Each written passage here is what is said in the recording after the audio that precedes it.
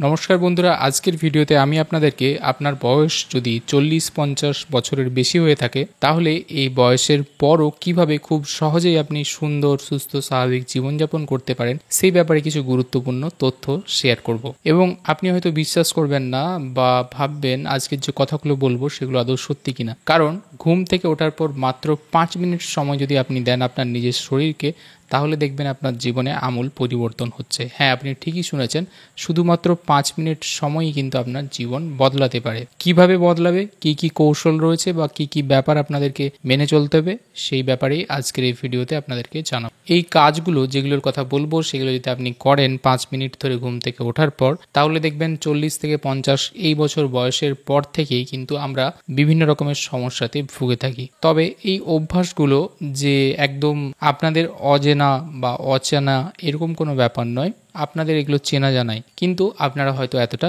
গুরুত্ব সেগুলোতে দেননি বা এই ব্যাপারগুলো যে আপনাদের এতটা সাহায্য করতে পারে সেগুলো হয়তো আপনারা ভাবেননি। এই অভ্যাসগুলো সকালবেলা মাত্র 5 মিনিট ধরে যদি আপনি এই অভ্যাসগুলো করেন তাহলে আপনার হৃদরোগ বা স্ট্রোকের সম্ভাবনা অনেক কমবে, জয়েন্টের ব্যথা যন্ত্রণার সমস্যা অনেক কম হবে, আপনার যে স্মৃতিশক্তি রয়েছে সেটা বয়স বাড়ার সঙ্গে সঙ্গে অনেক সময়ই অনেকটা দুর্বল হয়ে পড়ে, সেটা যাতে না হয় এই সমস্ত ব্যাপারে কিন্তু আপনাকে হেল্প করবে। তাই আজকের এই ভিডিওটি আপনাদের জন্য অত্যন্ত গুরুত্বপূর্ণ এবং ইনফরমেটিভ হতে চলেছে। ভিডিওটি আপনাদেরকে শেষ পর্যন্ত দেখার অনুরোধ রইল। প্রথম, ঘুম থেকে উঠেই যে আপনার নিয়মের কথা বলবো বা যেটা আপনার করা অবশ্যই দরকার সেটা হলো আপনার শরীরের জন্য হাইড্রেশন অর্থাৎ জল। সকালে যখন আপনি ঘুম থেকে ওঠার পর চোখ খুলছেন তখন কিন্তু আপনার শরীর অলরেডি কিছুটা ডিহাইড্রেটেড অবস্থায় রয়েছে, কারণ রাত্রে আপনি অনেকটা সময় কাটাচ্ছেন ঘুমের মধ্যে যেখানে জল ছাড়াই। আমরা ঘুমের মধ্যে সেরকম বিশেষ কিছু কাজকর্ম বা আমাদের শরীর বিশেষ ওয়ার্কলোড নেয় না, কিন্তু ঘুমের মধ্যেও যে শ্বাস প্রশ্বাস চলছে বা ঘাম হচ্ছে বা শরীরের কিছু কিছু ফাংশন রয়েছে সেগুলোর জন্য কিন্তু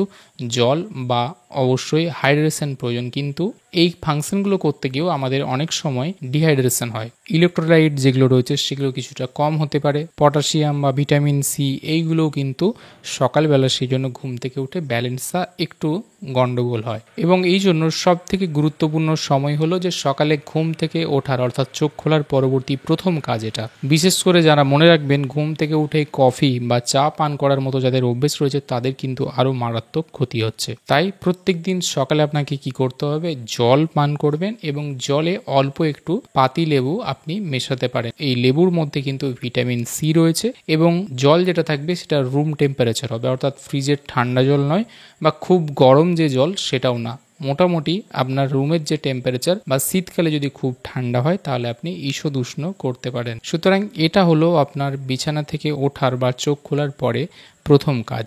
দ্বিতীয় উপাদান হচ্ছে মাত্র 60 সেকেন্ডের মধ্যে আপনার পুরো শরীরের রক্ত সঞ্চালনকে পুনঃপ্রতিষ্ঠা করা কেন বলছি না, আপনি যখন ঘুমোচ্ছেন বা সারা রাত বিশ্রামের মধ্যে আমাদের শরীর রয়েছে তখন কিন্তু রক্ত প্রবাহ সারাদিন যে ফ্লোতে হয় বা যে বেগ থাকে বা শরীরের যে কাজ করার একটা গতিবেগ বলতে পারেন সেটা কিন্তু সেই সময় অনেকটা কম থাকে, কারণ রেস্টিং মোডে থাকে। অর্থাৎ ঘুম থেকে আমাদের ওঠার পরই শরীরের সমস্ত কিছু অঙ্গগুলো বা যে যে সিস্টেমের কাজগুলো রয়েছে সেগুলো হঠাৎ করে কিন্তু একদম যে অ্যাক্টিভেট হয়ে যায় এই ব্যাপারটা না, সেটা অ্যাক্টিভেট হতে কিন্তু একটা সময় লাগে। এবং এক্ষেত্রে আমরা অনেক সময় ঘুম থেকে ওঠার সঙ্গে সঙ্গে বিভিন্ন কাজকর্ম, যেমন ঘুম থেকে উঠেই বিছানা থেকে চোখ খোলার পরই আপনি বাইরে পা রাখলেন বা বাথরুমে যাওয়ার চেষ্টা করছেন, এই ক্ষেত্রে দেখবেন যে ঘুম থেকে ওঠার পরই আপনার অনেক সময় মনে হচ্ছে যেন ব্যালেন্সের অসুবিধা হচ্ছে, মাথা ঘুরছে, এই টাইপের সমস্যাগুলো হয়। এবং যখন আপনি ঘুমোচ্ছেন তখন আপনার রক্তের বেশিরভাগ অংশই কিন্তু শরীরের মাঝের অংশ থেকে নিম্নের অংশে থাকে এবং অলরেডি একটা রক্তের যে ঘাটতি বলবো না, হ্রাস বলবো, সেটা কিন্তু মস্তিষ্ক বা আমাদের ব্রেনে সকালবেলা ঘুম থেকে ওঠার সময় হয়। এই জন্য আপনি হঠাৎ করে যদি বিছানা থেকে নেমে পড়েন তাহলে সেক্ষেত্রে কিন্তু সেই ব্লাডের ফ্লোটা আরও নিচের দিকে ড্রপ করে বা সেক্ষেত্রে যাদের লো ব্লাড প্রেশারের সমস্যা রয়েছে তাদের ক্ষেত্রে আরও প্রবলেম হয়। এবং বয়স্কদের মধ্যে কিন্তু এই সমস্যা সব থেকে বেশি দেখা যায়, বিশেষ করে ভারসাম্যহীনতা, ব্যালেন্সের প্রবলেম, মাথা ঘোরা। তাই এটাকে ঠিক করার জন্য আমাদের রক্ত সঞ্চালনকে পুনঃপ্রতিষ্ঠা করতে হবে। কিভাবে করবেন? মাত্র এর জন্য 60 সেকেন্ড দরকার হবে। এটা কোনো ব্যায়াম বা একদম খুব জোরালো এক্সারসাইজ এরকম কোনো ব্যাপার না, বা আপনার যে অনেক সরঞ্জাম লাগবে তাও না, জাস্ট আপনি বিছানা থেকে উঠে পাশেই করতে পারবেন। যখনই আপনি বিছানা থেকে উঠে দাঁড়াবেন একটু ওয়েট করবেন বা কোনো দেয়াল ধরে দাঁড়াবেন। বিশেষ করে আমি এটা পার্টিকুলারলি জোর দেবো যাদের একটু বয়স বেশি, 50 বছর বা 60 বছর হয়ে গেছে, মোটামুটি 15 থেকে 20 সেকেন্ড আপনি দাঁড়িয়ে ওয়েট করবেন। নাক দিয়ে একটা গভীরভাবে শ্বাস নিয়ে মুখ দিয়ে ছাড়বেন। এইভাবে 2 থেকে 3 বার আপনি শ্বাস প্রশ্বাসের ব্যাপারটা চালাবেন। এরপর আপনার কান বা হাত এবং পাগুলোকে একটু ঝাঁকিয়ে নেবেন। এর সঙ্গে আপনার পায়ের যে হিল বা গোড়ালি রিজিয়ন রয়েছে সেই জায়গাতে পায়ের পাতার উপরে ভর দিয়ে আপনি আপনার গোড়ালিকে 5 থেকে 10 বার জাস্ট তোলার চেষ্টা করুন। তাহলে আপনার পা অ্যাক্টিভেট হবে এবং আপনার শরীরের মধ্যে কিন্তু একটা সংকেত যাবে যে আপনি উঠে পড়েছেন। তার বাদবাকি যে কাজকর্মগুলো বা ব্লাড সাপ্লাই যে জায়গাতে একদম দ্রুতগতির সঙ্গে করা দরকার সেটা হবে। এবং বিশেষ করে পায়ের মাসেলকে অ্যাক্টিভেট করা বা পায়ের জায়গাটায় অ্যাক্টিভেট করা কিন্তু অত্যন্ত গুরুত্বপূর্ণ, কারণ এখান থেকেই যে রক্তগুলো রয়েছে সারা রাত ধরে যেগুলো বেশিরভাগ নিচের অংশে থাকে সেগুলো কিন্তু হৃৎপিণ্ডের দিকে ফেরত যেতে পারে খুব সহজে। এই পুরো রুটিনটি করতে গেলে মাত্র 60 সেকেন্ড বা 1 মিনিট লাগতে পারে, কিন্তু এর প্রভাব দীর্ঘস্থায়ী বা বলতে পারেন যে সারা দিন ধরে থাকবে। তার সঙ্গে আপনার স্ট্রোকের ঝুঁকি কমায়, ভারসাম্যহীনতা যে প্রবলেম সেগুলো কমায়, অনেকের মধ্যে সারাদিন যে অলসতা ভাব রয়েছে সেটাকেও কিন্তু দূর করতে সাহায্য করে। সুতরাং একবার আপনার শরীর সঠিকভাবে হাইড্রেটেড হয়ে গেলে এবং দ্বিতীয়ত আপনার শরীরের রক্ত সঞ্চালন সঠিকভাবে শুরু হয়ে গেলে আপনার শরীর এমন একটা অবস্থায় চলে গেল যে তার কাজ করার জন্য কিন্তু সে প্রস্তুত। কিন্তু এই তৃতীয় ক্ষেত্র যেটা আসবো সেটা অত্যন্ত গুরুত্বপূর্ণ এবং যেটা আমরা অনেকেই গুরুত্ব দিই না। সকালে অনেকক্ষণই আমরা দেখবেন যে রাত্রে থেকে সকাল পর্যন্ত যে টাইম সেটা কিন্তু খালি পেট অনেকক্ষণ হচ্ছে। তাই এই সময় শরীরের প্রথম খাবার দরকার যেটা ভালো সেটা হলো প্রোটিন জাতীয় খাবার। এটাকে আমরা বলে থাকি প্রোটিন টাইমিং পদ্ধতি। আপনি প্রোটিন তো সকাল বিকেল রাত্রি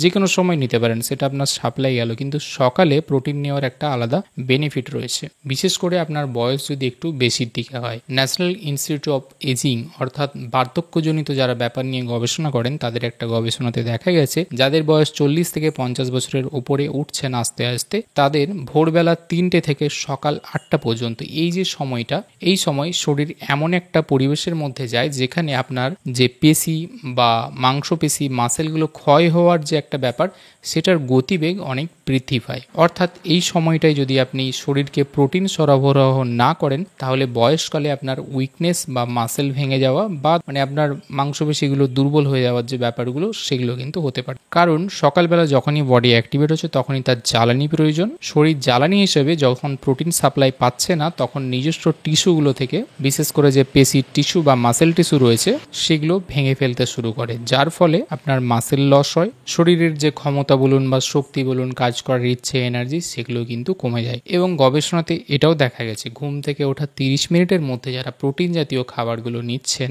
তাদের ক্ষেত্রে কিন্তু এই মাসেল লস অনেকটাই কম। এবারে প্রোটিন জাতীয় খাবার বলতে আপনারা যদি ভেবে থাকেন যে আপনাকে অনেক কিছু খেতে হবে, প্রোটিন অনেক রকমের রয়েছে, ব্যাপারটা তা না। আপনারা সকালে যদি একটা রুটিন ফলো করেন যে অন্তত সপ্তাহে যদি প্রত্যেক দিন না পারেন 2 থেকে 3 দিন সকালবেলা আপনি একটা করে ঘুম থেকে ওঠার পর ডিম খাওয়ার চেষ্টা করুন। আমি জানি অনেকের ক্ষেত্রে হয়তো সকালবেলা ঘুম থেকে উঠে ডিম খাওয়াটা মনে হতে পারে যে একটা অন্যরকম ব্যাপার, অনেকের সহ্য হওয়ার ব্যাপার রয়েছে, বা সকালে ঘুম থেকে উঠে ডিম খাবো, কিন্তু আপনি যদি এক্ষেত্রে সকালে ঘুম থেকে উঠে ডিম রাখতে পারেন তাহলে আপনার প্রোটিনের যে ঘাটতির ব্যাপার রয়েছে একদম ঘুম থেকে ওঠার পরই সেটা কিন্তু অনেকটাই চলে যায়। এছাড়া কিছুদিন আপনার যদি অভ্যাস থাকে পনির রাখতে পারেন, মটরশুঁটি রাখতে পারেন, দই কোনো সময় খেতে পারেন, এবং এগুলো যদি আপনি কনজিউম করেন বেশ কিছুদিনের মধ্যে আপনি কিন্তু পরিবর্তন বুঝতে পারবেন। তার সঙ্গে যদি পিঠের ব্যথা যন্ত্রণা, কোমরে ব্যথা যন্ত্রণা থাকে সেগুলো কিন্তু দেখবেন ধীরে ধীরে কম হচ্ছে। এবারে চলে আসি চতুর্থ উপায় বা বিষয়ের উপরে, সেটা হলো আপনার শরীরকে গতিশীলতা প্রদান করা। অর্থাৎ আপনি যখন রেস্টিং কন্ডিশনে রয়েছেন বা অনেকক্ষণ ঘুমিয়েছেন, হঠাৎ করে যখন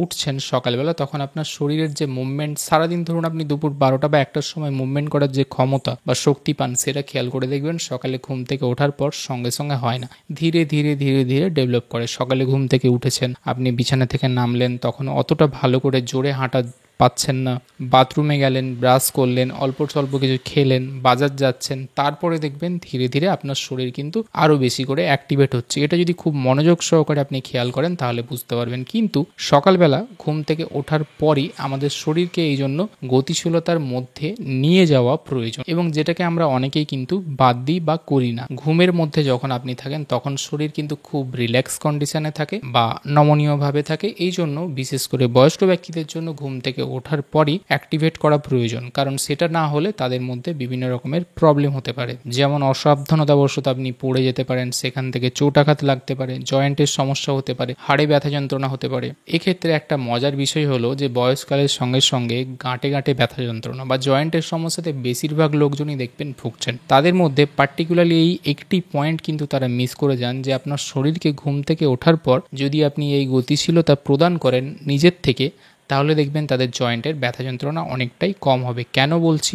আমাদের জয়েন্ট যেগুলো রয়েছে তার মধ্যে কিন্তু সাইনোভিয়াল ফ্লুইড নামে এক ধরনের ফ্লুইড রয়েছে। রাত্রেবেলা ঘুমানোর সময় বা আপনার শরীর যখন রেস্টিং কন্ডিশনে থাকে, অর্থাৎ আপনার জয়েন্টগুলো মুভ করছে না বা তার যে কাজ করছে না, তখন কিন্তু সাইনোভিয়াল ফ্লুইডটাও কিছুটা বলতে পারেন থিতিয়ে পড়ে। এটা একটা সহজ ভাষায় বলা যেতে পারে, বা তাদের কার্যক্ষমতাও কিছুটা কম থাকে। অর্থাৎ সকালে যখন আপনি ঘুম থেকে জাস্ট উঠছেন, তখন কিন্তু আপনি তার পরপরই যদি একদম কাজের মধ্যে চলে যান, তাহলে কিন্তু সেক্ষেত্রে সেই ফ্লুইডটা সঠিক জায়গায় অ্যাক্টিভেট হওয়ার আগেই আপনার যে জয়েন্টগুলো রয়েছে সেগুলোর মধ্যে একটা ফ্রিকশন বা ঘর্ষণ হচ্ছে, যেটা কিন্তু আপনার জয়েন্টকে ক্ষয় করছে এবং আপনার জয়েন্ট যে ভালোভাবে মুভ করার ব্যাপার সেটা কিন্তু করতে পারছে না। তাই এক্ষেত্রে আপনাকে ঘুম থেকে ওঠার পর শরীরকে একটু গতিশীলতা বা শরীরকে অ্যাক্টিভেট করতে হবে, যাতে করে জয়েন্টগুলো অ্যাক্টিভেট হয়।